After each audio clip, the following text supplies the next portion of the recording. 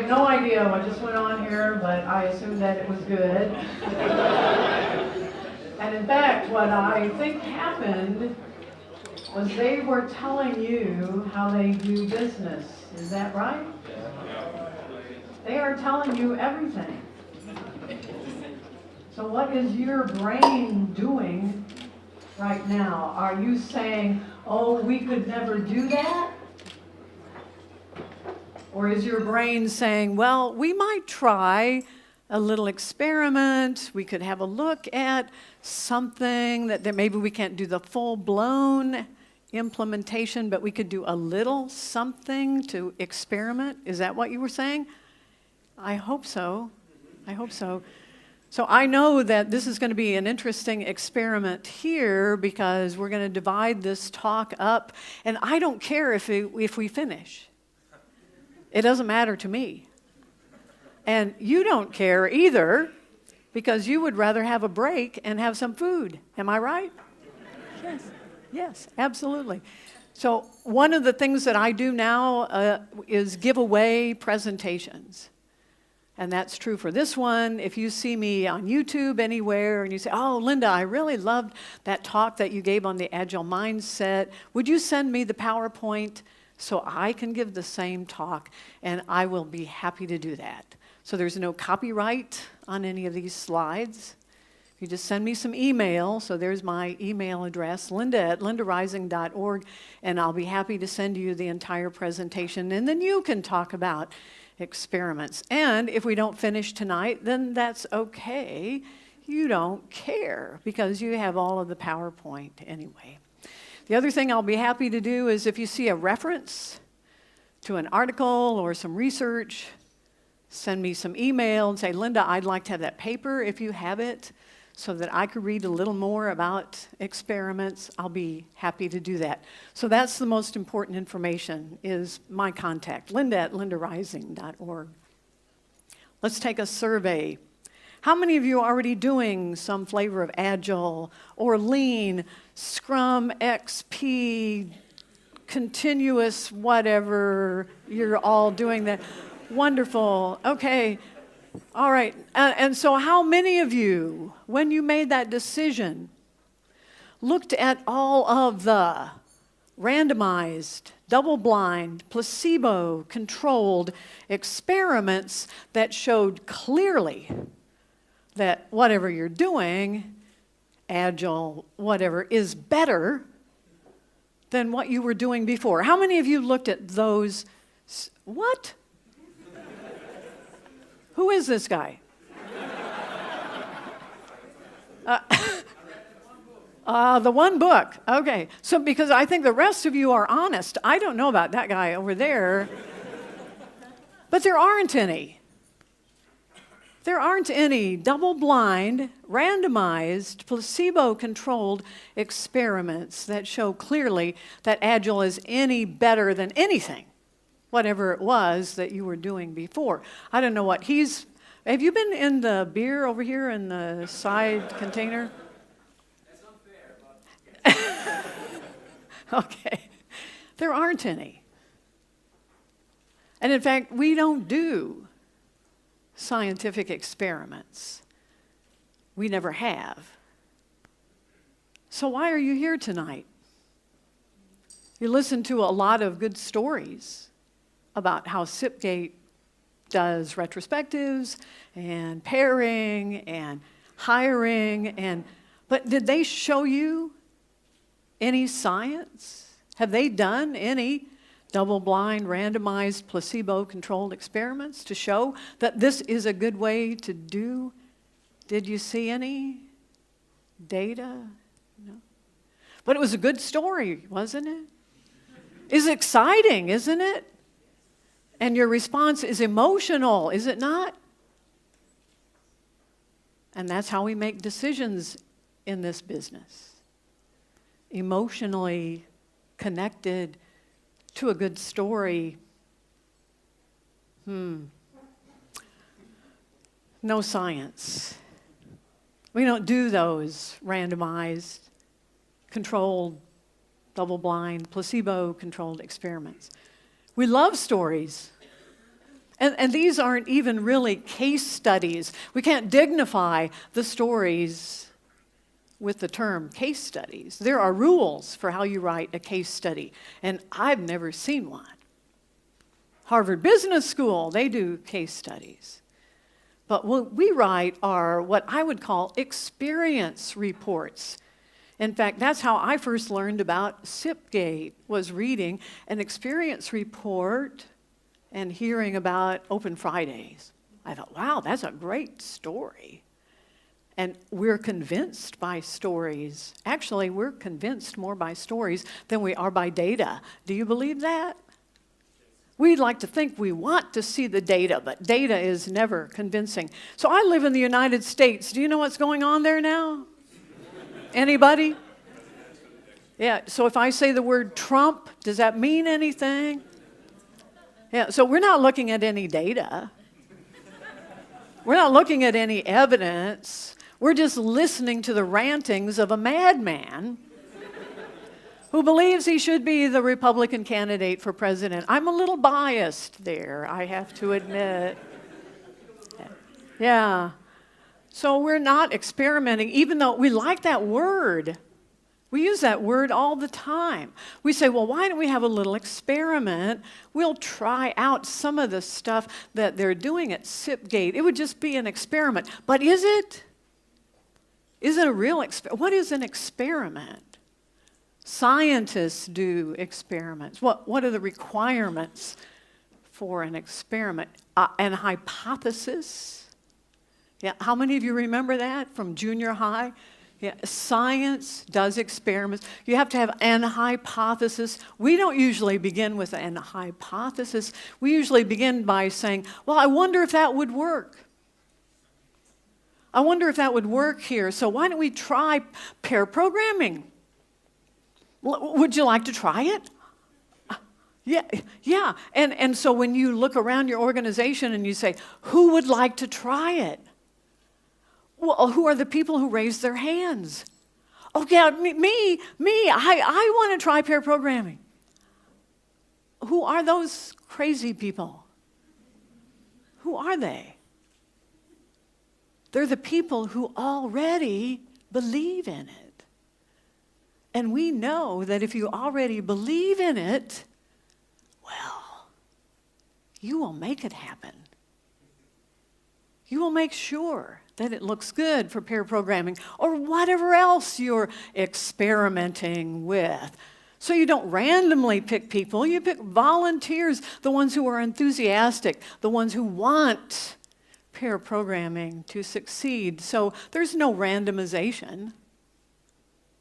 It's usually done with the people who are the most enthusiastic. They're already convinced that whatever you're testing is going to work.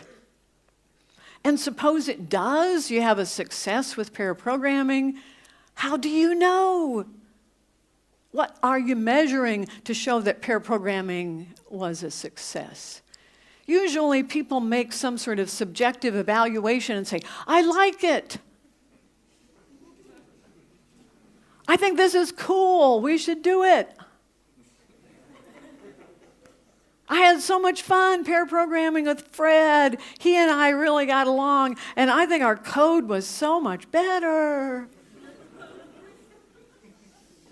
Were there any metrics? You know, I talk a lot about patterns. I talk a lot about Agile, and usually I get a question from a manager. Any managers in the audience? Afraid to raise your hands, eh? Okay, managers usually say, Linda, you're talking about agile development, you're talking about patterns. Will they make my organization better? Well, I say, how good are you now? On a scale of 1 to 10, are you a 5? Are you a 7? They don't have any idea. So if we do an experiment made up of enthusiastic volunteers who are going to love it no matter what, how are we going to know? What are we going to measure to see whether that pair programming or whatever the thing we were trying out is any better than it was. There's no control group, only the memory of the way things were. And we don't measure anything.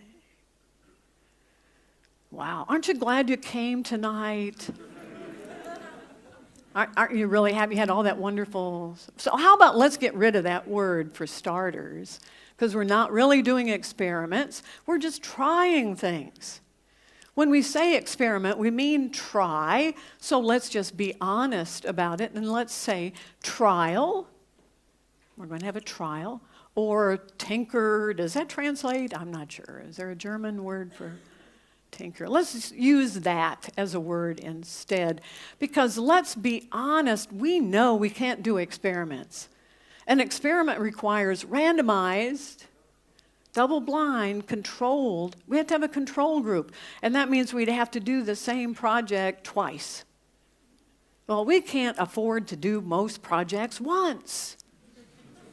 So how are we going to do a comparison project? It's just not going to happen. So let's be honest and say we don't have the resources to do that. All we're really doing is trying something. A trial is our best hope. And we also know that real science would not just do this once, but would repeat those experiments. So without the resources to do it even once, we have no hope of really uncovering any real truth about whether Agile is better or pair programming is better. All we can ever do is try it. And all we can ever conclude is it seems to work for these two guys. So maybe we could try it again with another pair or another team. And that's it.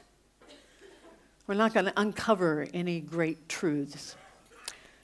So our problem is we ran into something called the industrial age. Anybody heard of the industrial age? And what that did was turn our world upside down because we moved in from the farms and we started living in the cities and we began to work on the assembly line. Do you see that picture?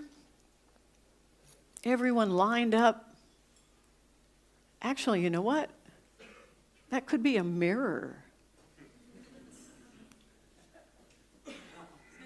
You're all sitting in rows, and I'm up here talking to you. That's the model we've been following ever since. This is very industrial age. That's what our schools began to look like. Well, we've got to get people ready to work on the assembly line, and so we will train them in an environment that looks like an assembly line. We'll line them all up. And we'll have the teacher stand in front like the manager does on the assembly line. And now they'll be ready to work on the assembly line. That's our job here, is to train them. Well, unfortunately, that's not really how we began life. It was something like this. Do you remember? Anybody? I don't, that's for sure. But it was something like, I don't know how to walk yet, but I'll try something, and then I'll fall down, and then I'll say, well, that didn't really work very well. Let me try something slightly different, and well, that didn't work very well either. And in between, failure, fall down. That's when as parents you say, oh, it's okay, it's okay. It's all right to fall down. That's how you learn to walk, is by falling down. The babies have got it right. And we were all babies, and we were all scientists doing real experiments. We tried, we failed, we learned. We tried, we failed, we learned. And if we hadn't, we wouldn't be today walking or talking or doing any of the wonderful things that babies seem to be able to learn to do, and that we learned how to do. And then we went to school, and they lined us up, and they told us, your job now is to find the right answer. I will tell you what the answer is.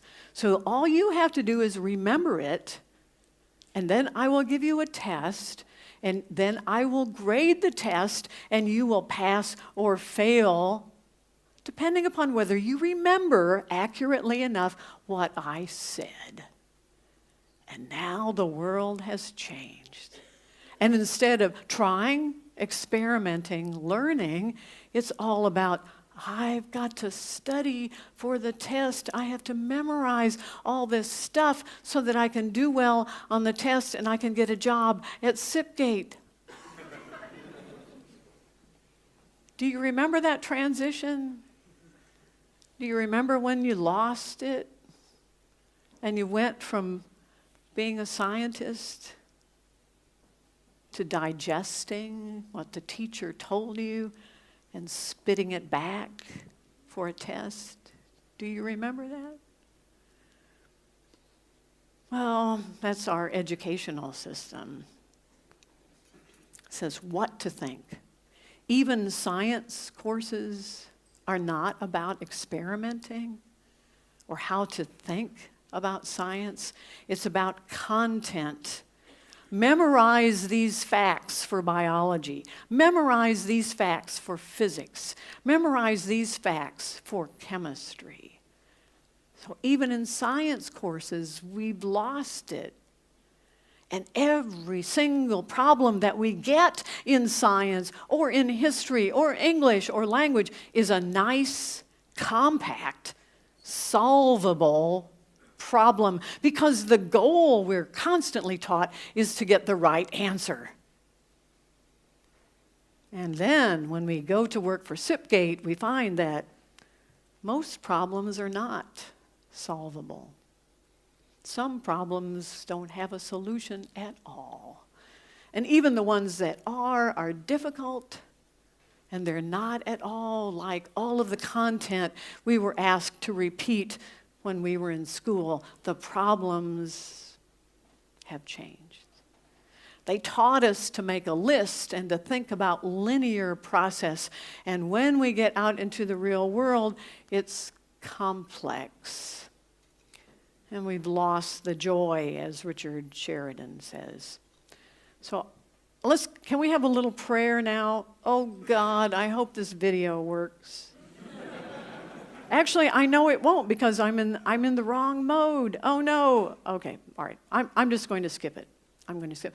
I'll show that during the break. Okay. What we know about what Agile development has done is try to make things a little more scientific. I know most of the time we don't think about it in that way.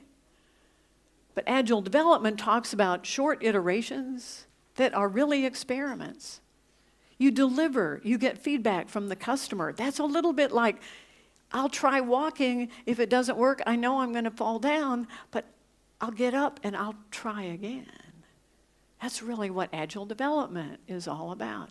Short, small, baby steps. I don't know whether the customer will like this. I know it looks like it meets the customer's requirements, but I also know the customer doesn't know what the heck he wants. And so I'm going to get feedback. I have to get feedback. I have to learn. And so I've really become a little more scientific if I've adopted Agile development. It's not that I know up front what all the answers are. So that's only one of the very good things about what Agile has done for us, is to make our attitude toward development a little more scientific. So here's a problem that we face, is that if you do a trial, then usually we start out by saying, well, I want to prove that pair programming works. Well, even if we were doing real science, even if we were doing real experiments, one experiment does not prove anything. And in fact, and this is really sad, I think, science doesn't prove anything either. All you can ever say is, well, right now, here's the best evidence that we have. And that's all science can ever do. You can imagine if Newton had been alive when Einstein started doing his work, and he said, well, you know, Isaac, I think you overlooked some things. I mean, what you have there is really good. And it works pretty well as long as the context is narrow enough. But I think maybe if we extend the context, your stuff is going to be in trouble. So if it can happen to Isaac Newton, it could probably happen to the rest of us. So one experiment, even if we could do it, it doesn't prove anything. And what we know is that most of the time people look at any set of results and they say, all right, okay, I see these results and they look pretty good, and then we begin to immediately find something wrong with them. But we are getting better. It wasn't until the 1950s that drug companies, oh, wait a minute, now there's a thought. What if drug companies operated the way we do?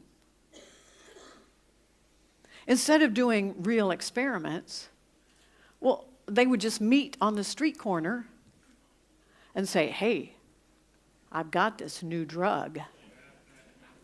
I mean, it really works well. You know what I mean? It really works well for me. Would you like to try it? It's blue. You know what that means? Blue. It's really good. Blue is good. I'm not going to ask you if you get your drugs that way, but, that's up to you. It took the drug companies who really do try to do experiments until the 1950s to realize that there was something interesting going on. They had a control group, a real control group. They had the treatment group that got the drug, and then they noticed that after the drug passed and was out on the market, that it didn't seem to behave in the way they expected. They said, what's going on here? We thought this would be the miracle cure for whatever, and instead it doesn't seem to be as effective as it should be.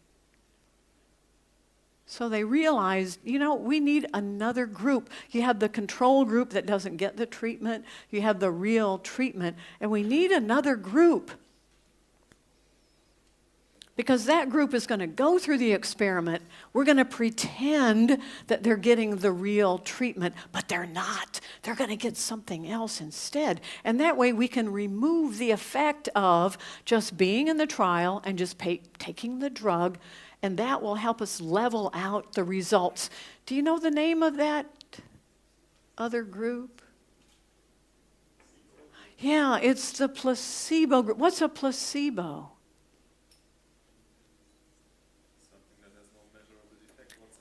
Yeah, it's like a sugar pill, or you can even have placebo injections, a saline. You can have placebo surgery. So all treatments can be administered as a placebo. And what's really interesting and really strange is that people in the placebo group get better. How does that work? If it's a sugar pill or a saline injection or just a little incision, not the real surgery, how do people get better? Yeah, they believe in it. They believe because they don't know. They believe they're getting the real treatment. And so when they're finished with the trial, even when they're told that, oh no, you got the placebo, they say, you're wrong. I feel so much better. My headache is gone. Look, I can bend my knee. See, I can jump on one foot.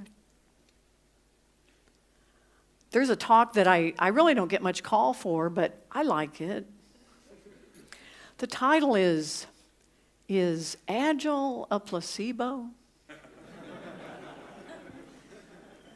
Because we have no scientific proof. Does it work because we believe in it?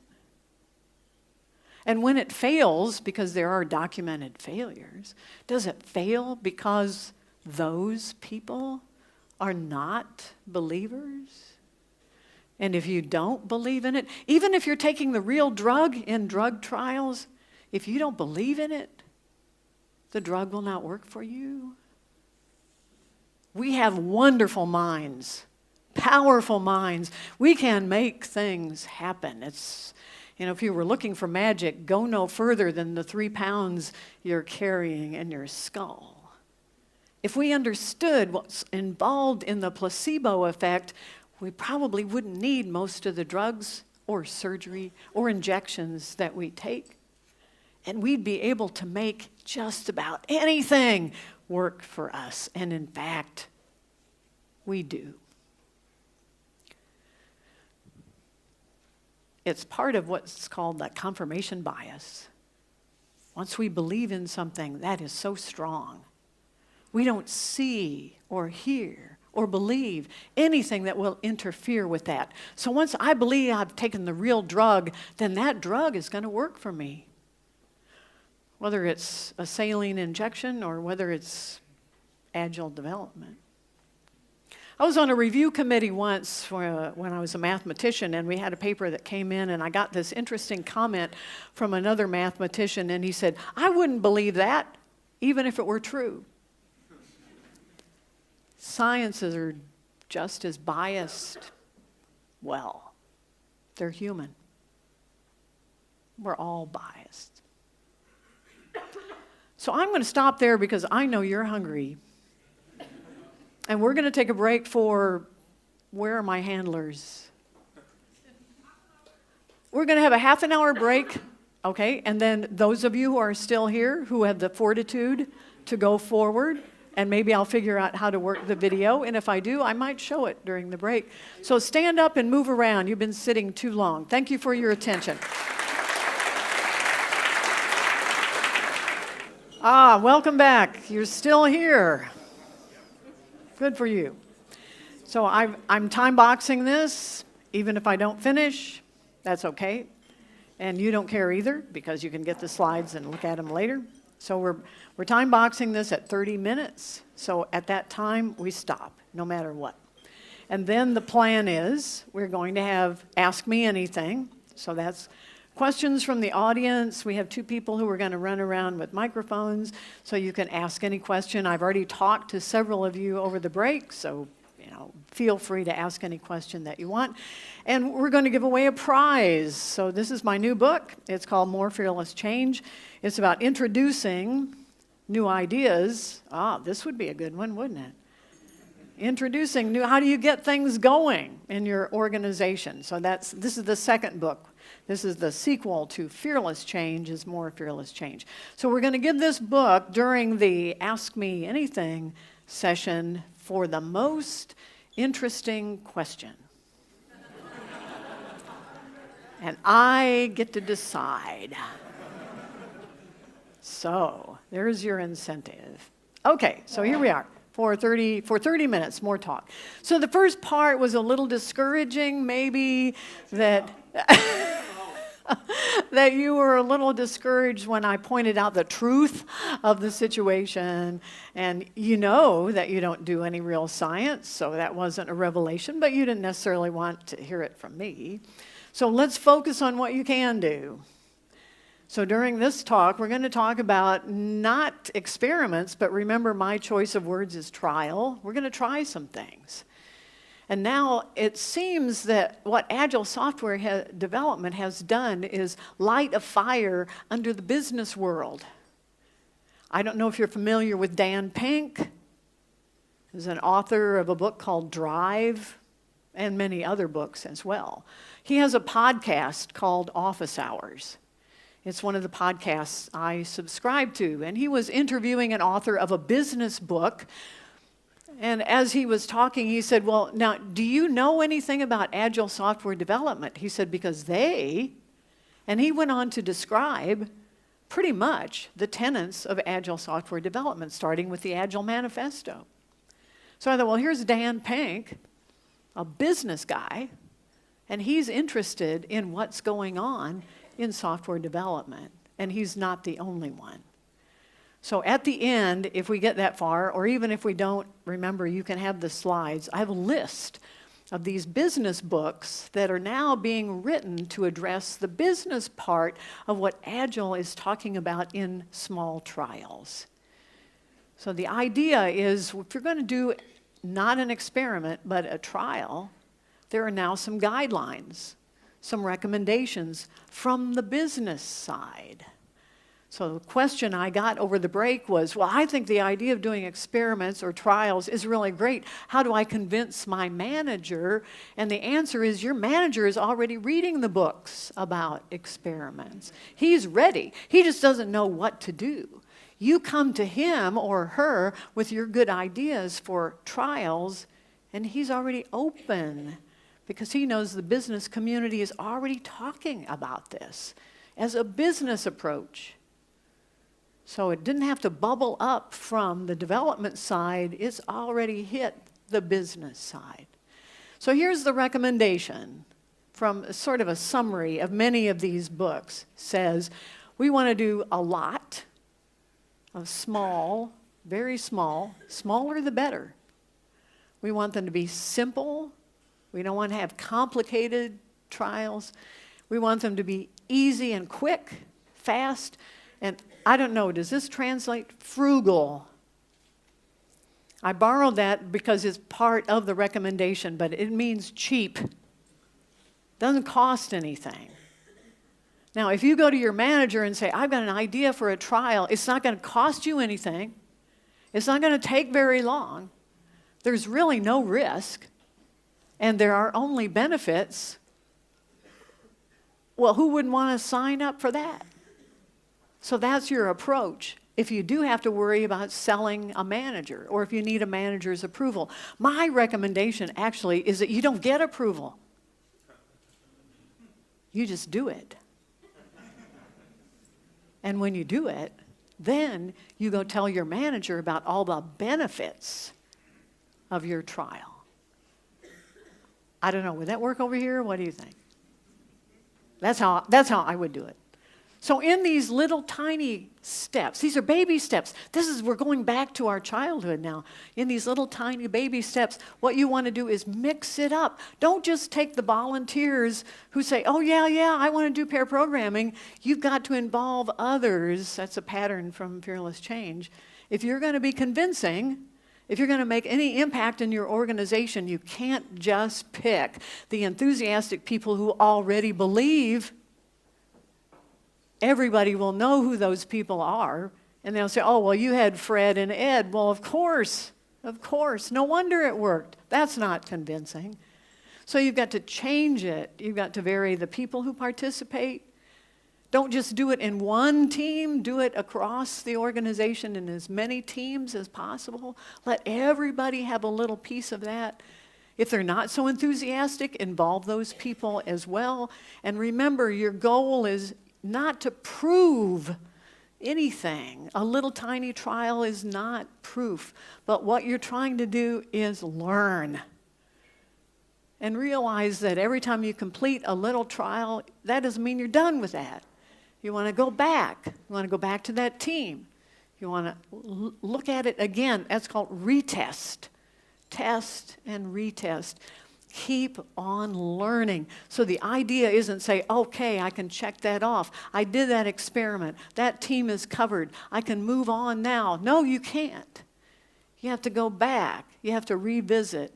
And the whole idea behind all these little small, fast, frugal trials is learning. We're trying to learn how to be better.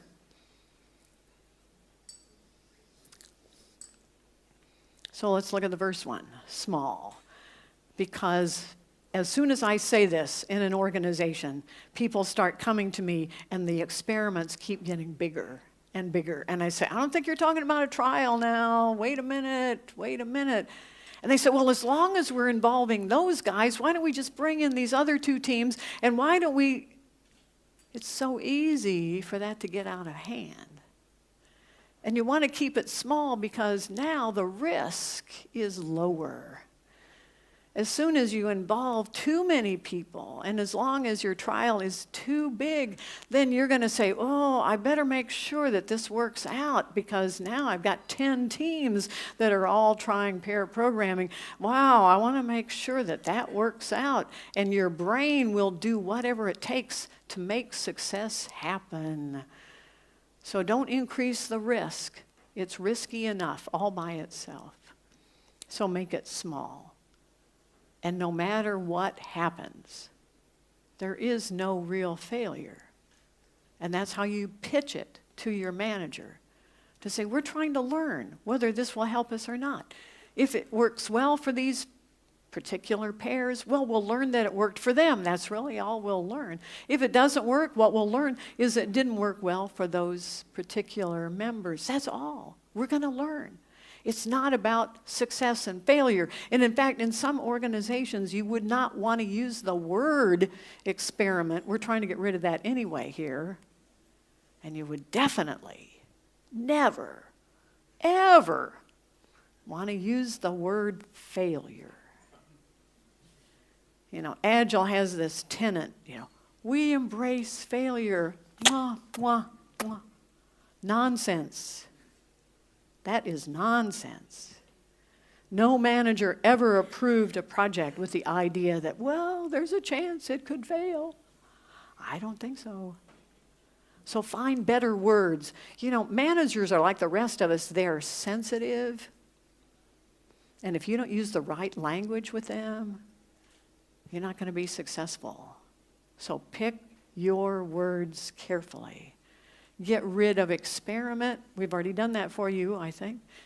And get rid of the word failure. It does not exist. That seem a little underhanded? It is. Does it seem like maybe a little political influence kind of thing going on there? It is. Wake up, people. If you don't use political, influential terms, nothing is going to happen. So come on. Do I sound like Donald Trump? Sorry. Sorry, that was an accident. Why simple? If you're doing really simple things, then everyone will say, hey, this isn't so scary. I guess maybe I could come up with an idea. Maybe I could think of something that could be a little simple trial that would help us be better. One of the questions I got over the break was, well, I'm in a pretty regulated industry. I'm not sure that my organization could do any kind of trials. We've got the government looking over our shoulders, and we just can't do anything without having approval. And I said, I think the world has changed. Because last year, an enormous chunk of my business came from financial services. All of a sudden, I'm getting phone calls and emails from Wells Fargo Bank. Went to Credit Suisse in Switzerland. Talked to Vanguard in Pennsylvania. Vanguard has a lot of my money. I really care whether they get too risky or not. So what happened? I don't know. All I know is the big ships are turning. Government, regulated industries, they're all turning toward Agile. Yes, you're not going to get rid of those regulations. And in fact, as an investor, I would be loath to remove a lot of the regulation. But within that framework, there's a lot more leeway than you would believe.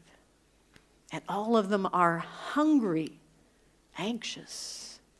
They know the world is changing and they want to be a part of it. So if you're in one of those regulated industries, you can offer your manager a chance.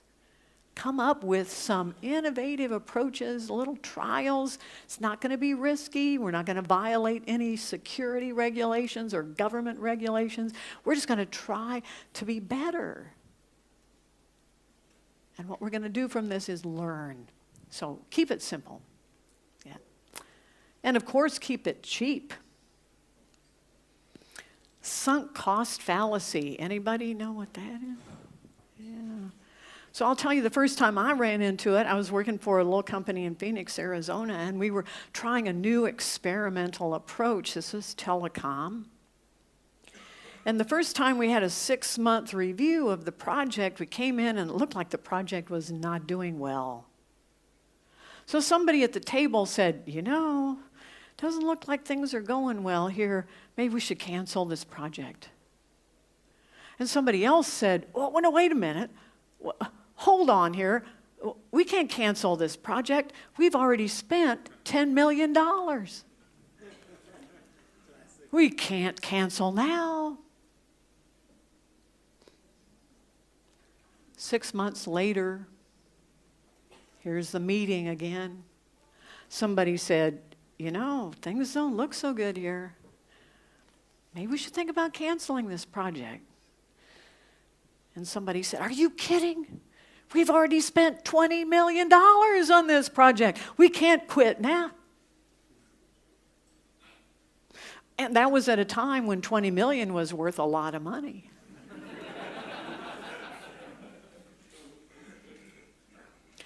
Project ran another 6 months. Cost the company ultimately $30 million. Produced nothing. I'm sure that would never happen in your organization. So we hate to give that up. We say, I've already, that's the sunk cost fallacy, is I've already spent this, I've already invested, I've been married to this guy 35 years. We can't divorce now. That's the sunk cost fallacy. And it's so powerful. It affects our decision making because bingo, that's the first thing we think of, is what we've already invested. So here's a little decision-making tip. We had a class today in better ways to think, solve problems, and make decisions. And I'll give you something for free that came out of that class, is never, in any decision, let sunk cost have any weight. 0. So if anybody brings that up in the discussion, you say, that 10 million is gone. There's no way we're going to get that back. It's sunk cost. Has nothing to do with the decision we're going to make today. And you can say, I said so. Okay, so watch out for that, sunk cost. So if it doesn't cost very much, your experiment, your little frugal experiment, then there's not ever going to be the sense that, well, we spent an enormous amount of money or an enormous amount of time. Well, we can't give up. Let's keep the experiment going because then maybe it'll all work out. No, I don't think so. So make it cheap. Make it frugal. And remember, it's all about learning. It's not about failure. And when you set up your little trial to also avoid the sunk cost fallacy, make sure you time box it. We've talked about time. I think you heard some things about time boxing earlier. I'm not sure. And I'm talking about time boxing this talk. That means, as Stephen Covey said, anybody know who Stephen Covey is? What did he write? You raised your hand. So what was the book?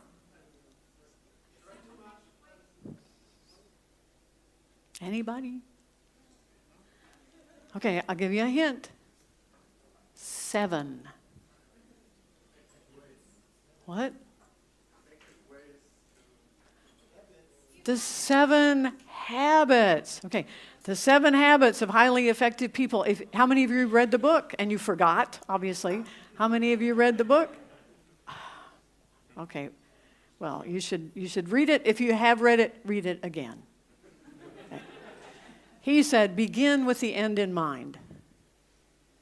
So when you start your trial, time box it. Say, we're going to run this little trial for a specific period of time. Because if you don't, you're going to run into the sunk cost fallacy that said, well, it's not really working so well yet, but let's let it go for another 2 weeks or another month or another year, hoping that maybe things will straighten themselves out. So here's an example. Say, let's try having the daily stand up at 10 o'clock. So that's exactly what we're going to do is trial. Let's try at 10 o'clock instead of 8 for the next 2 weeks. And we'll see if and measure something. If attendance is better and we get more done in the morning. That's an idea for a trial. And it's time boxed. At the end of 2 weeks, we're going to stop. And we're going to look at our measures, our little metrics, and we're going to make a decision.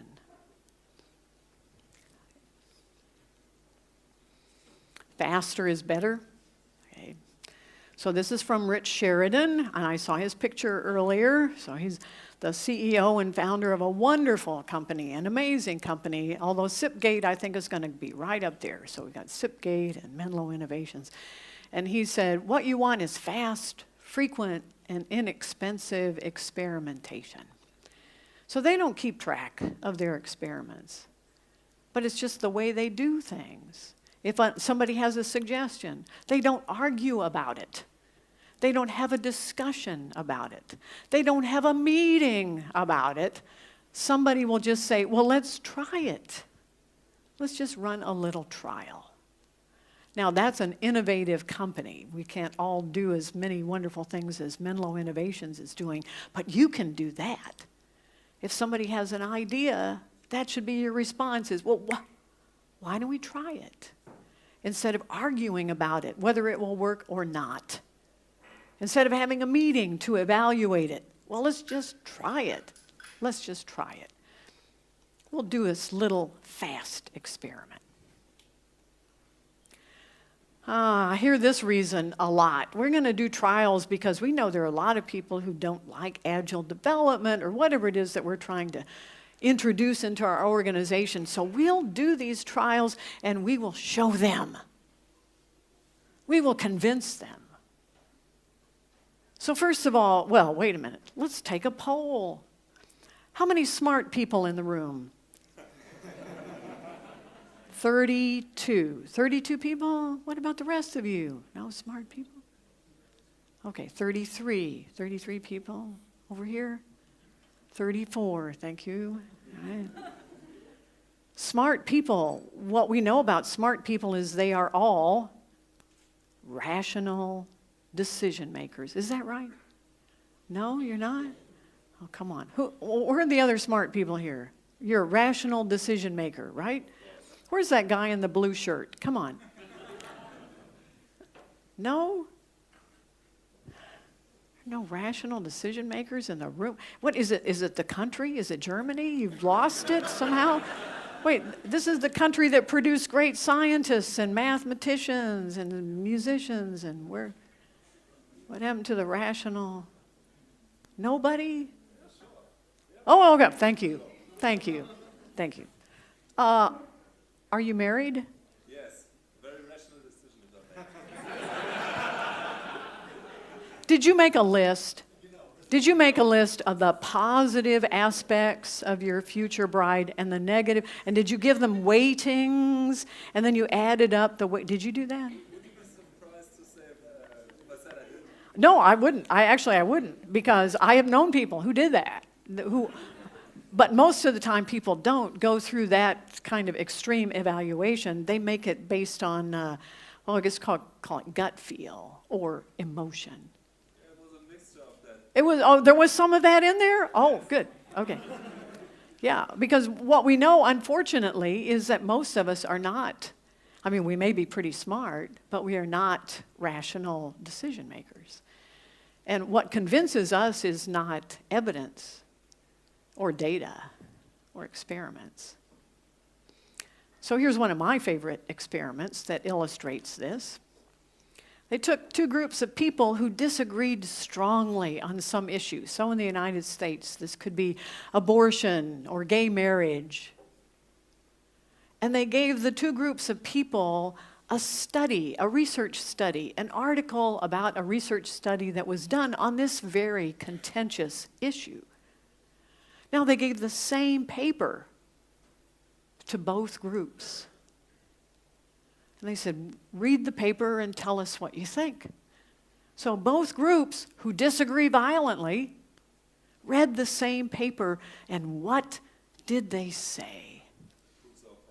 Yes, both groups said, this paper supports my point of view. Now, that experiment has been done many times with many contentious issues, and the results are always the same.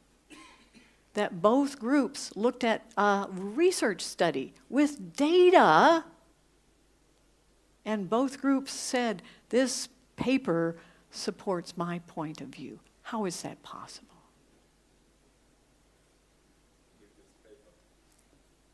Well, Yes, exactly so. And that's true for the whole time I've been up here.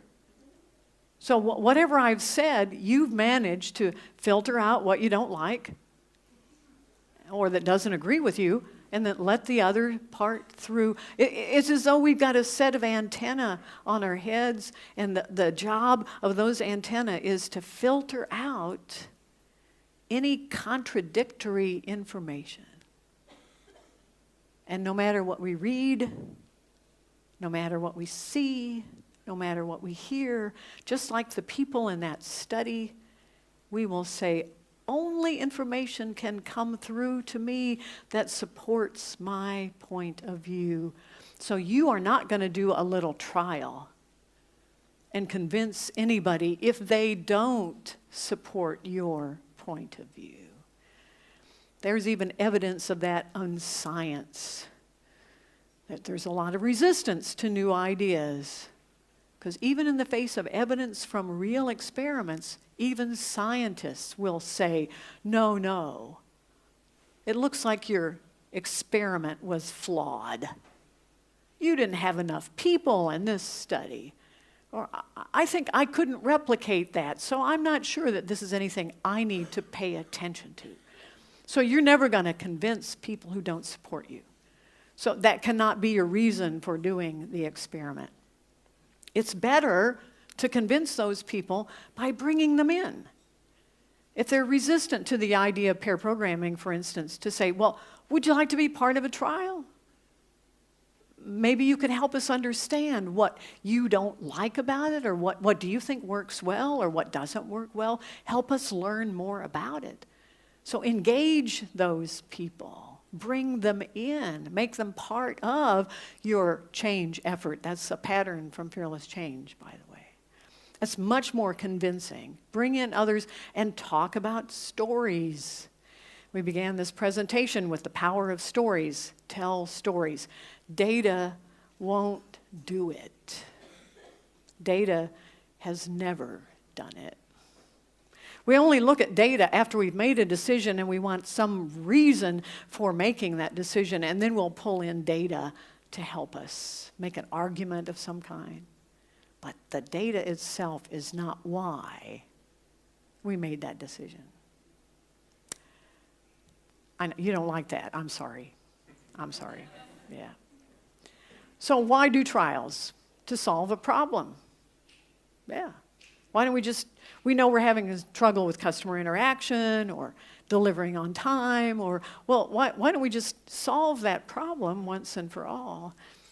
And what we know is that your organization, well, it's worse than that. You are something called a complex adaptive system.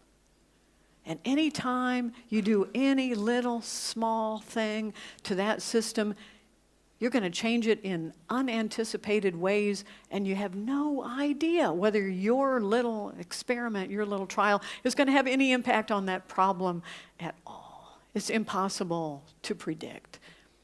There's a lot of work on complex adaptive systems. This is a paper I'm citing here, and I'll be happy to send it to you. It says Agile development does do certain things in a complex adaptive system. The only way you have of changing a CAS is to, well, do something. That's called probing. Stand back and look at the results.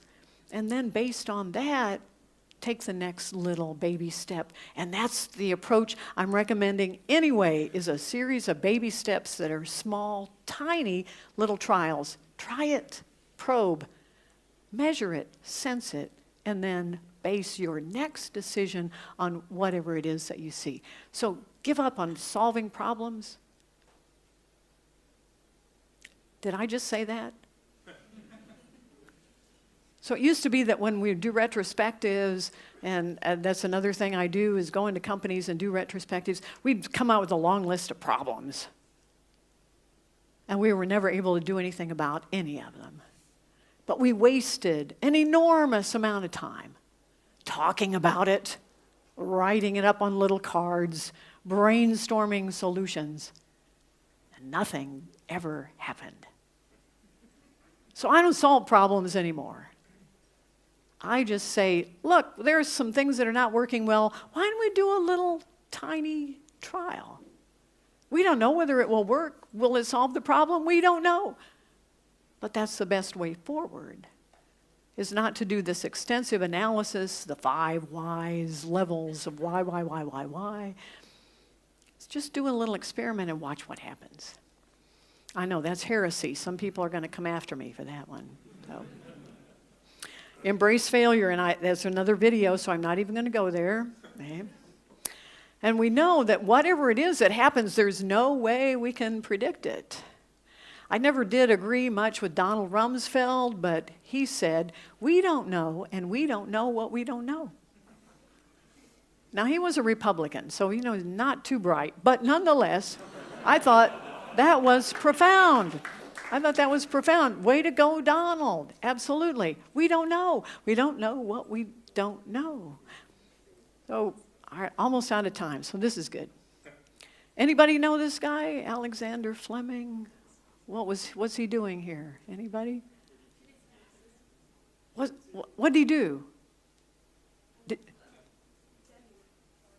No? No, Fleming. Oh, okay. She thought it was Deming. Fleming. Okay. He's in his laboratory, which is very messy. Do you agree? He's just been on holiday, and now he's coming back. It's early September. And he's looking at all of the experiments that he was running, and he's saying, oh my gosh, look what happened here. I should not have stacked those Petri dishes because now they're all contaminated. Oh, and that's funny. He didn't come into his lab that day thinking, I'm going to discover penicillin. He just thought he was going to have to clean up a big mess after having been gone on holiday. And it was really his lab assistant who said, I think that whatever happened here, it's killing all the Staphylococcus bacteria. We should have a look at that. Thank God he did. Because what used to kill most people until the 1940s? Infection. After penicillin, of course, now we're doing it too much, and we're coming up with resistant bacteria. So anyway, so I'm out of time, but I have one more slide. This is a quote from Karina's paper. She said, we were doing an experiment on Open Friday, but out of that came a lot of other benefits, and I quote her, and we weren't even trying for that. So be prepared to be surprised with your little trials, because just like Fleming and Sipgate, you're going to discover all kinds of interesting, fascinating things. So I'm officially out of time now. And this is now your, what do you call it? Ask anything? Okay, ask anything. So, okay, and really, I know if you're going to get up and leave, it's okay. I don't really mind. But thank you for your time. I really appreciate it. Thank you so much.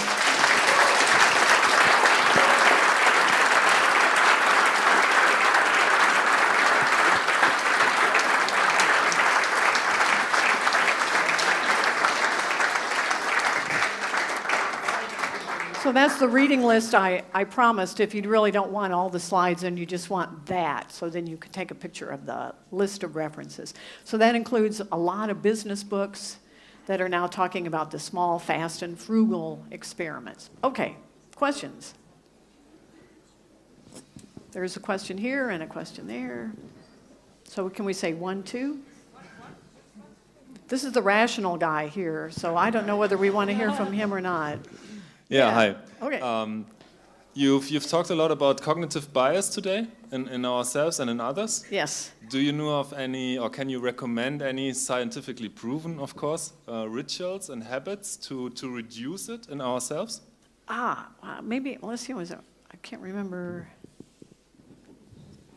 Yeah, here's one. Okay, so here are some suggestions. First of all, cognitive biases exist in your subconscious, and you're hardwired to behave that way, and there's really nothing you can do about it. Any other questions?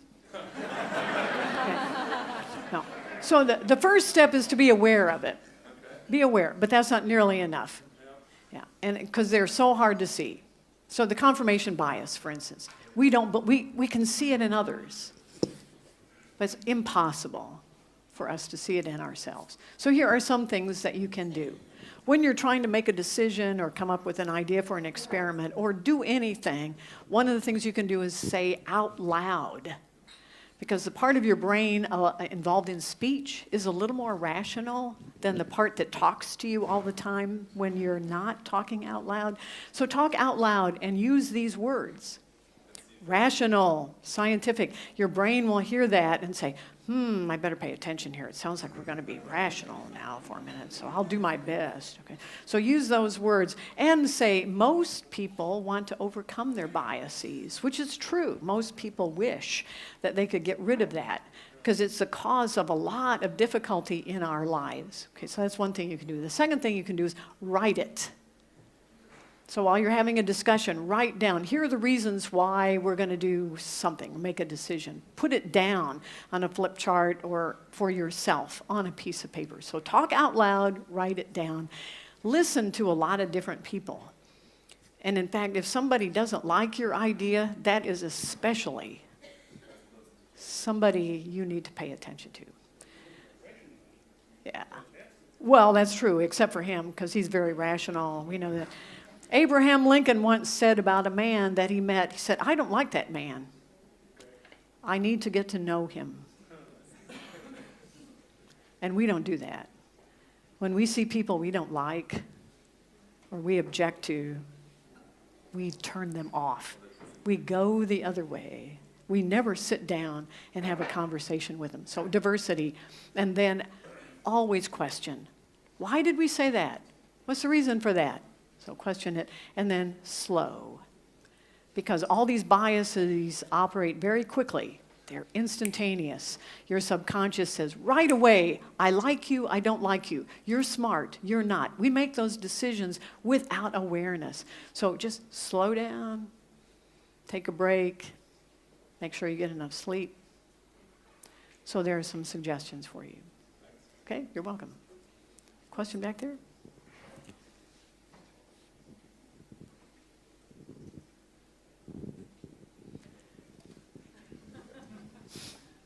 Hi. Hi. What is the most challenging experiment you ever had to do, and what did you learn from it? Well, I don't know whether it was challenging or not, but it was something that convinced me of this approach, because I talk about it all the time. So I'm married. I've been married for a long time, as you might imagine. And my husband does not always travel with me. He gets weary of it. He says, I don't know how you can get on another plane and go somewhere. So often he's home. And when I get home from a trip, I'm really tired and I'm cranky and I've always got something to complain about. So on this particular trip, I complained because I couldn't set my alarm clock. And I'm in a different time zone. This was before I had a phone that would do that. And I'd have to physically change the clock so that it would work in the new time zone. And I said to my husband, I said, I can't do that. I said, maybe I'm just really stupid. Maybe I should just stay home and forget all the traveling. I can't even set an alarm clock. I must really be inept. So being the wise, understanding guy, and very rational, he's German, by the way, he said, what small experiment are you going to do? I said, I don't know, I haven't thought about that. He said, you should take your own advice. I said, well, I don't know. So I went to Target and I bought another clock. It was different from the first one. I said, now I'll have two. Surely I can get one of these right. So on my next trip, I took the two clocks. And what's strange about that experiment is from that time forward, carrying the two clocks, I never, ever made a mistake or did the setting incorrectly or messed up in any way. They were both always perfect. Now, why did that work? I don't know. And that's what I'm telling you. You can't solve a problem directly by by saying, I'm going to do this experiment. You're just going to throw it out there like a shot in the dark. It's a complex system. And if it works, you may not know why it works. You may not be able to understand it, and that's okay. So I've done that many times since. It wasn't a big experiment, but for me, since I've been talking about it, and I realized, yeah, this is how it works. Complex adaptive systems, they're not simple. You can't say, here's the problem, do that. No. And that's how we've been treating organizations as long as we've had organizations, which is since the Roman times, the military, is we've been thinking that it's linear. I can solve that problem by doing this. Wrong. It's complex. Just do it and see what happens. Okay? Yeah, we've got a question here and a question here. Hey, how would you address then the loss of control for deductive decision making to the so-called decision makers or the former decision makers? So if you want to embrace that, you do trials. Yeah. It automatically means that people that used to make decisions, or they themselves have to feel that they call the shots in a organization. How do you approach those people that need to give up control up to the trial and error, failure culture? You know, those people are pretty smart. They may not be rational, but they are pretty smart. And you need, no matter who it is in your organization that you want to convince or influence, the question you ask yourself is, what does he want? And it's usually a he, right? What does he want? So those people you're talking about, what they want is they want to do a better job. They want more credit. They want recognition. You can help them. You can say, you know, if we do this little trial, I think maybe it might help you look good or whatever. And in fact, sometimes you might have to give them credit if it works. And if it doesn't, you take the blame. Would you be willing to do that? Sure you would, because there's no failure here. You're going to learn no matter what. And you can hand that to him, and he will love you for it. And he'll say, let's do another one. Let's do another one. So it doesn't matter who you're trying to convince at any level. That's the question is, what does this person want? What are they looking for? Most of the time, people who resist some new idea are just afraid. So you have to address that fear. So loss of control, that's a fear. Wow, he's afraid, but you're going to help him. You're going to increase his sphere of control by saying, I'm going to make you look good. By doing these experiments, we're going to give you the credit. Is that all right? Okay. Is there another question? Yes. I have a question about, so you told us at the very end something like, okay, make them believe that they're a part, make them to be us, and so on. Involve them. Do involve them, yeah. Yes, involve but others. in the beginning of the half an hour, you told something like, do not make it too complex, do not invite too many people. That's right. And you said like, do not experiment with X program in every team. So how, That's right. how for me, it's a kind of contradiction at that Oh, point. no. Well, you can. It can be a small experiment where you're doing the experiment with the people who are resisting. Okay, but at the end, I want to implement it maybe in the whole organization, or, for example, in the whole team. We have team No, with six. that's a different. Implementing across the whole organization, that's a different thing. Wait a minute. You need to read this book. Actually,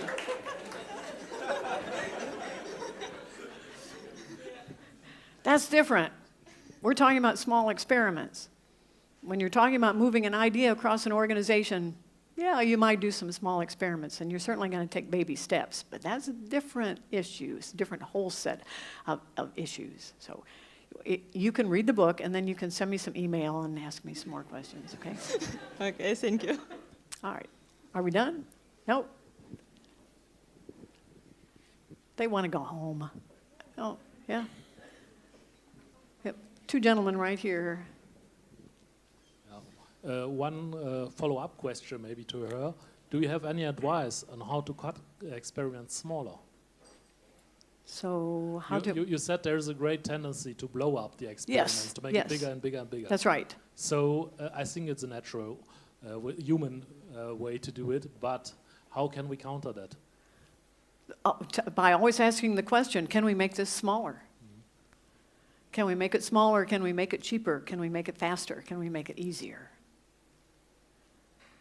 Because otherwise what people will suddenly do is say, no, if we just add on that other team, as long as we're doing this anyway, why don't we bring in that other team or those other 4 teams, and why don't we, and it's so easy to get out of hand. And so the question, the Heath brothers, Chip Heath and Dan Heath, wrote a book called Made to Stick, and that question is in there. Can we make this smaller? And that's true for a lot of things. That's also part of fearless change. Even if you're moving an idea across an organization, don't make those steps too big. Make them as small as possible. Einstein said that, didn't he? As small as possible, but no smaller.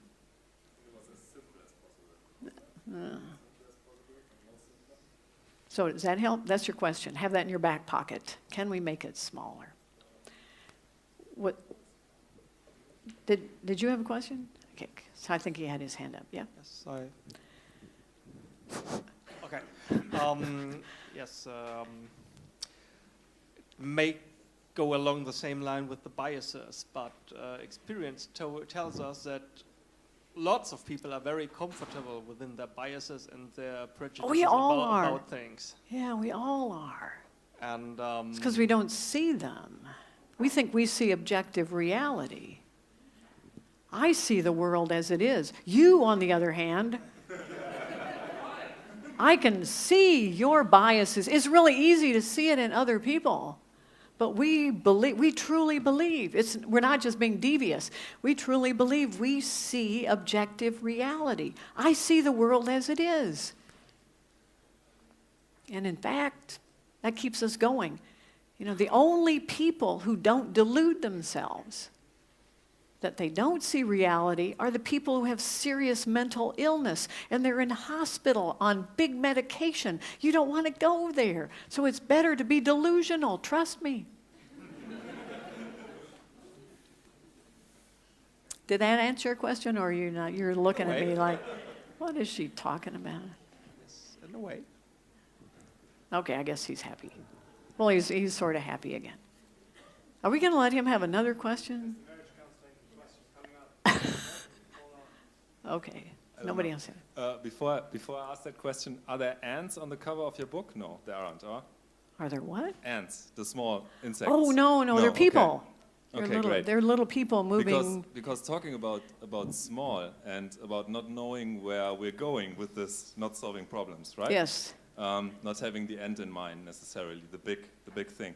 Did you ever consider the similarity of what you've told us today and wayfinding algorithms? Yeah, Because absolutely. Or bees. Okay, great. Sure, we can do the waggle dance. You know, the honey is over there, and you know, Yeah, at least they're organized. They've got a little algorithm to follow. We don't have a clue.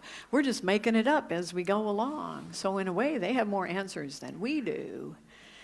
We get all involved in saving people. So the ants don't care. You know, we need to cross this bridge. All right, Ed, your turn. Down, you know, and that's it. So, yeah, we don't do that. But they're very inhumane. They don't have any... Well, but they're not human. They're not human. Of course they're inhumane. What are you saying? They're ants. You're not likely going to call them... Sorry, No, I didn't mean... in a way, they're not feeling for the individual at all. Well, I don't know if you ever served in the military. They don't care about the individual. You know, it's the team. It's survival for the bigger cause. And we send people into battle many times knowing they're not going to come out alive. We do that all the time. Absolutely. as we should with our experiments, right? But people don't come out alive? Wait a minute. What kind of experiments are you talking about? No, the experiment. We should do the experiment even if we think it might fail, right? No, there's no failure. Remember, we're going to get rid of that word. We're going to learn no matter what. So on the one hand, we'll learn this. On the other hand, we'll learn something else. And that's how you should always sell it. is that, yes, this is a trial, and what we're going to do is learn from the trial. Lots of them and find the optimal way. Yeah, absolutely. Yeah, indeed. Other questions, or don't you guys have families at home or anything? You don't want to leave your children. You haven't seen your children all day long. So, one more question.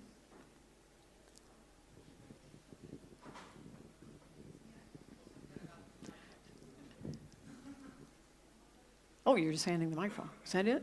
We're good? Thank you so much for your questions. I enjoyed it. I had a great time. Thank you.